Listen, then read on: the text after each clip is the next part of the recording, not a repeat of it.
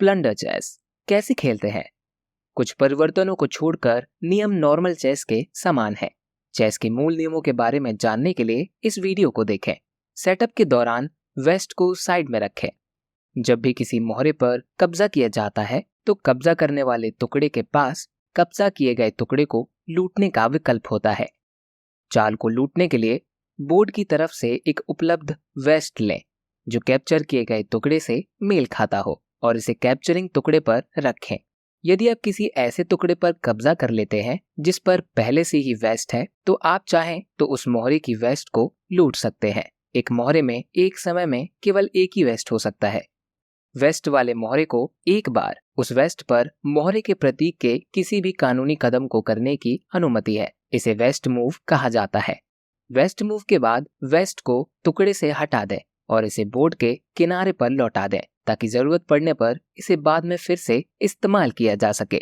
उस वेस्ट की क्षमता को खोए बिना वेस्ट पहने हुए गोटी अभी भी अपनी पारंपरिक चाल चल सकते हैं। यदि आप वेस्ट पहनते समय एक पारंपरिक चाल के साथ एक टुकड़े पर कब्जा कर लेते हैं तो आपको या तो नए वेस्ट को लेने से मना करना चाहिए या नए को लेने से पहले आपको अपनी वर्तमान वेस्ट को उतारना होगा।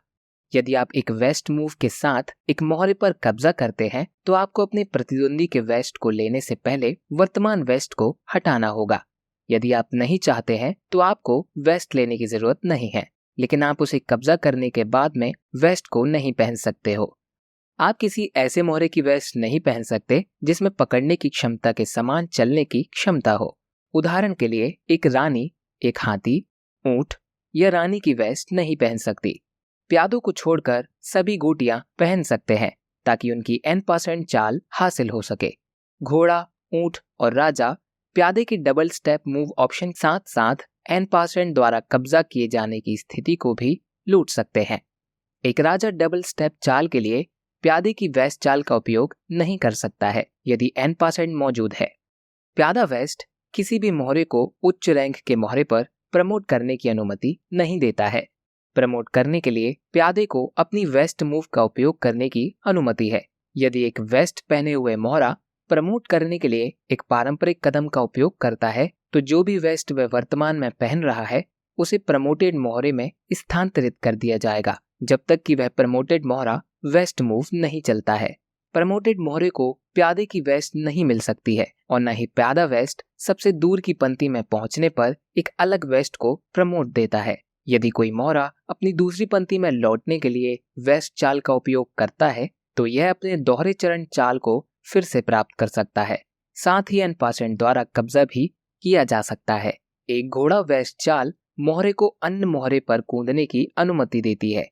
कास्टलिंग को समान रूप से अनुमति दी जाती है जब तक कि वेस्ट की चाल से हाथी और राजा के बीच खुली जगह को खतरा ना हो। वेस्ट स्वचालित रूप से और तुरंत चेक कर सकता है और प्रतिद्वंदी के राजा की कोई सीमा नहीं है कि एक राजा कितनी बार वेस्ट से चेक कर सकता है। एक राजा के लिए यह भी संभव है कि वह अपने प्रतिद्वंदी को एक वेस्ट के साथ चेक या चेकमेट दे सकता है जब तक वे चेक से बाहर रहते हैं। राजा चेक से बचने के लिए अपनी वेस्ट चाल का उपयोग कर सकते हैं।